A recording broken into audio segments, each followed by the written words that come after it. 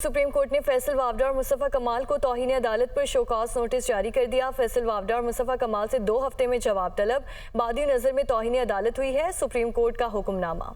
और chief justice की जानिब से ये कहा गया कि हमें पता है कि हमारी अदलिया कौन से नंबर पर है, गालियां देना मुनासिब नहीं है। इसी से मुतालिक मजीद तफसीलात लेंगे नुमाइंदा दुनिया न्यूज़ हसीब मलिक से। हसीब, क्या अहवाल रहा समात का मजीद?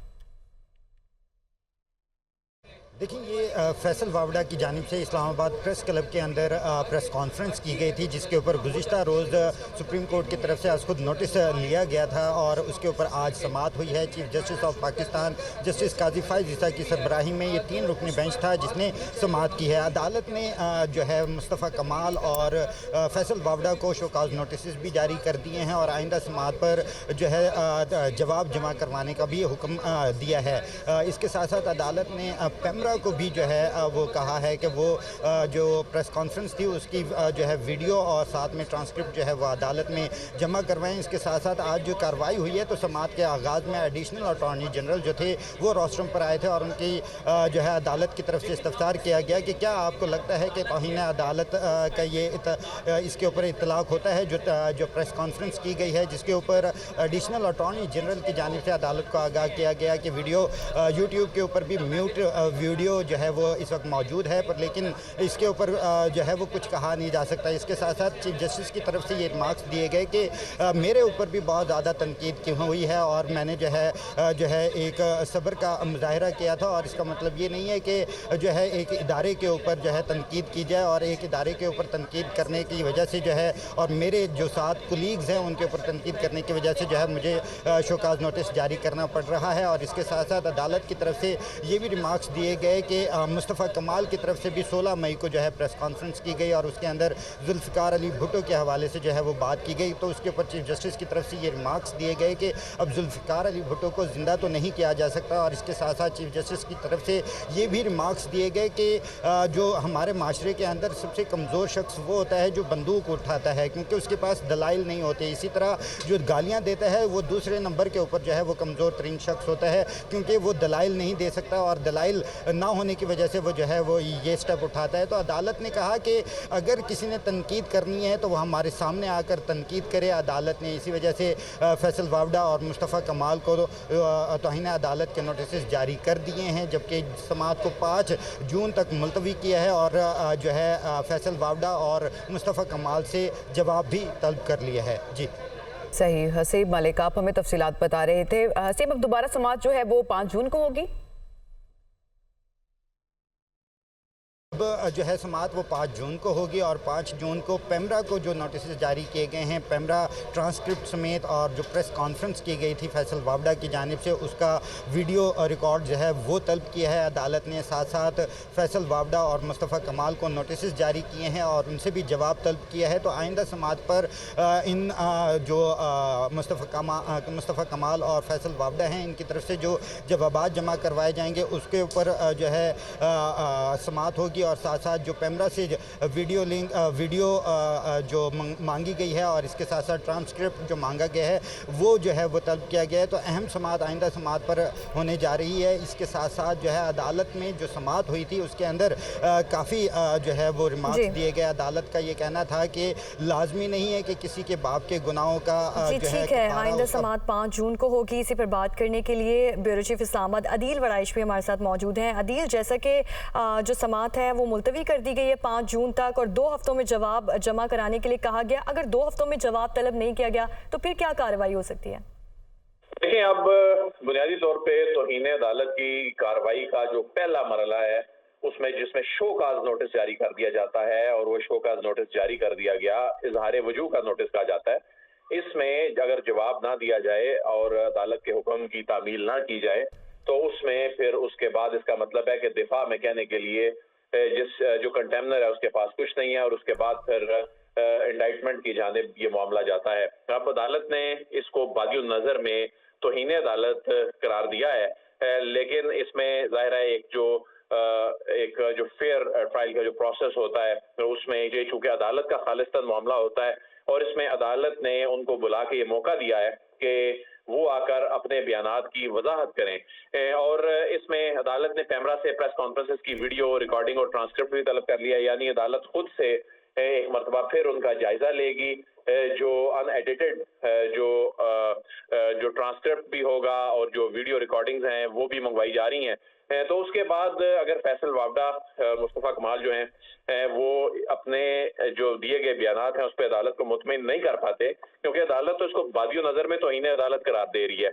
अब उन्हें ये एस्टैब्लिश करना है कि उन्होंने इंस्टीट्यूशन पे हमला नहीं किया, उन्होंने कोई तौहीन अदालत नहीं की, नहीं तो इसका जो कॉन्सिक्वेंस है वो हमने माजी के केसेस में देखा कि ये एक तो ये ज्यादा तवील इस तरह की कार्रवाइयां चलती नहीं है, और उसमें अगर आप अदालत को मुतमिन नहीं करते बल्कि अगर आप कन्फ्रंट करते हैं तो ऐसी सूरत में तौहीन अदालत आइन के आर्टिकल 204 के तहत और जो तौहीन अदालत का जो ऑर्डिनेंस है उसके तहत जब आयद हो जाए तो पार्लियामेंटेरियंस को डिस्क्वालिफिकेशन का सामना करना पड़ता है। और इसकी हमने गुज़िश्ता एक दहाई के दौरान कई मिसालें देखी हैं।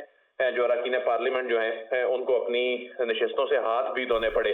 बहरहाल इस केस में जब इस केस की समाअत आज शुरू हुई तो इसमें जो चीफ जस्टिस हैं उन्होंने जो अपने रिमार्क्स दिए, उन्होंने कहा कि ये चूंकि एक इंस्टीट्यूशन का मामला है, ये किसी की ज़ात का मामला नहीं है, और इस मामले को चूंकि जिस तरह हमने कल रिपोर्ट भी किया कि ये मामला बुनियादी तौर पे चीफ जस्टिस ऑफ पाकिस्तान ने सो मोटो नहीं लिया, ये आप सही। अगर अदालत मुतमईन नहीं होती तो मामला नाअहली की तरफ जा सकता है। आप अदील वड़ाइच में ये बता रहे थे, आपका बहुत शुक्रिया। और साथ ही साथ हसीब मलिक ने हमें डिटेल्स फराहम की आज की समाअत की, आपका भी शुक्रिया।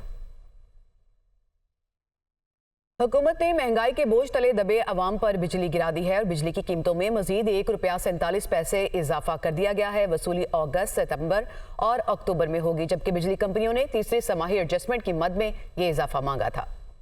आपको अपडेट करें हम खबर से। हुकूमत ने महंगाई के बोझ तले दबे अवाम पर बिजली गिरा दी। बिजली की कीमत में मजीद ₹1.47 इजाफा कर दिया गया।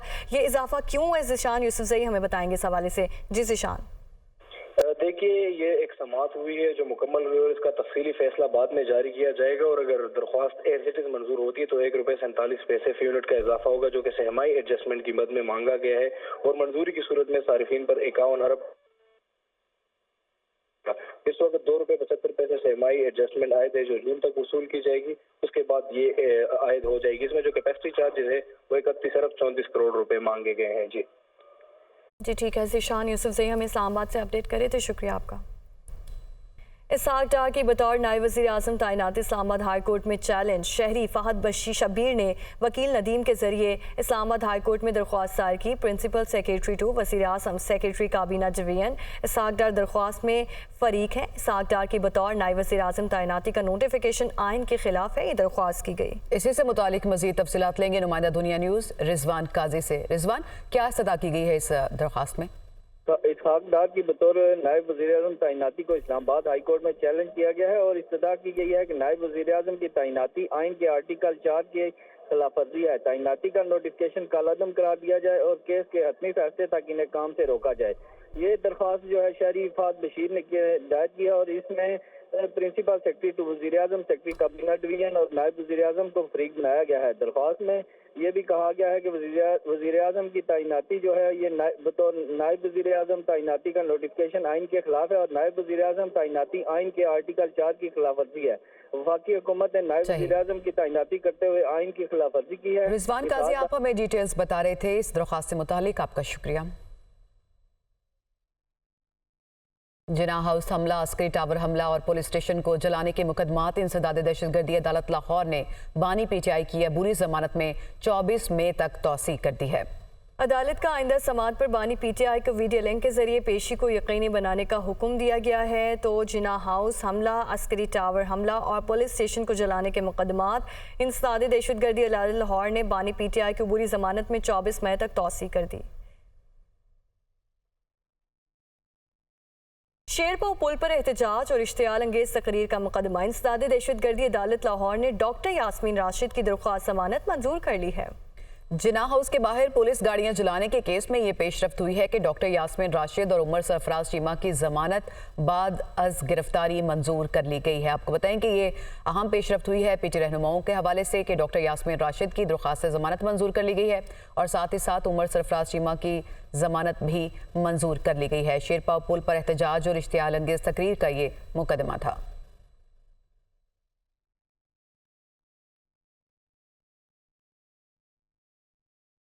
इसी से मुतालिक मजीद तफसीलात लेंगे नुमाइंदा दुनिया न्यूज़ मोहम्मद इशफाक से। जी मोहम्मद इशफाक, अब क्या गिरफ्तारी तो अब ये जमानत तो मंजूर हो गई है, तो क्या अब इनकी रिहाई हो पाएगी? जी बिल्कुल, इसके साथ साथ जो एटीसी जज हैं उन्होंने ये भी लिखा है कि अगर डॉक्टर यास्मीन राशिद और उमर सरफराज चीमा किसी और मुकदमे में मतलूब हैं तो फिर इनको कानून के मुताबिक इनके खिलाफ कार्रवाई की जाए।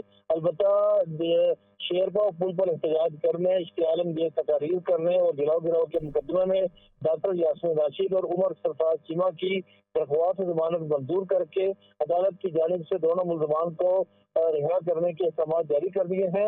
और साथ ही साथ ये भी हुक्म में ये लिखा है कि अगर दोनों मुल्जमान किसी और मुकदमे में मतलूब नहीं है तो जमानती जमा होने के बाद इन्हें रिहा कर दिया जाए। मोहम्मद इशफाक, आप हमें डिटेल्स बता रहे थे, आपका शुक्रिया। इस्लामाबाद हाई कोर्ट में मोबाइल सिमें ब्लॉक करने से रोकने का केस, सिमें ब्लॉक करने से मुतालिक निजी कंपनीज के खिलाफ कार्रवाई से रोकने के हुक्म के खिलाफ दरख्वास्त पर नोटिस जारी। आपको बताएं कि इस्लामाबाद हाई कोर्ट ने 22 मई तक जवाब तलब कर लिया है। सिम्स ब्लॉक करने से नहीं, सिर्फ निजी कंपनीज के खिलाफ कार्रवाई से रोका था। चीफ जस्टिस की जानिब से रिमार्क्स दिए गए। इस्लामाबाद हाई कोर्ट में मोबाइल सिम्स ब्लॉक करने से रोकने का केस, सिम्स ब्लॉक करने से मुतालिक निजी कंपनीज के खिलाफ कार्रवाई से रोकने के हुक्म के खिलाफ दरख्वास्त पर नोटिस जारी। वज़ीर आला पंजाब मरियम नवाज का कहना है कि वो वक्त दूर नहीं जब पुलिस पर लगे हुए धब्बे हम धोएंगे। आईजी पंजाब को यकीन दिलाती हूँ कि वसाइल में कमी नहीं आएगी, जो बजट चाहिए पंजाब हुकूमत देगी। उन्होंने मजीद कहा कि वर्दी एजाज के साथ बहुत बड़ा इम्तिहान है। वो लाहौर में एलीट फोर्स पंजाब की पासिंग आउट परेड से खिताब कर रही थी। इंशाल्लाह वो वक्त दूर नहीं है जब पुलिस पर लगे हुए धब्बे हम धोएंगे और लोग अपने घरों में चैन से, नींद आराम से, सुकून की नींद सोएंगे। आईजी साहब के साथ मेरा बहुत क्लोज कांटेक्ट रहता है और जिस किस्म की भी सहूलियात की ज़रूरत होगी, जिस किस्म की भी उनको लेटेस्ट इक्विपमेंट की ज़रूरत होगी, लेटेस्ट टेक्नोलॉजी की ज़रूरत होगी, वो बिल्कुल उनके पास हाजिर होगा। वसाइल में जो कमी नहीं आएगी इंशाअल्लाह ताला। जो बजट उनको चाहिए होगा, आपकी पेशा वराना जो सलाहियतें उनको मजबूत करने के लिए, उनको स्ट्रेंथन करने के लिए, वो चीफ मिनिस्टर्स ऑफिस की तरफ से, पंजाब गवर्नमेंट की तरफ से मैं ये इंश्योर करती हूँ आईजी साहब कि उसमें कमी नहीं आएगी। ये वर्दी जो है ये एजाज़ के साथ साथ एक बहुत बड़ा इम्तहान भी है।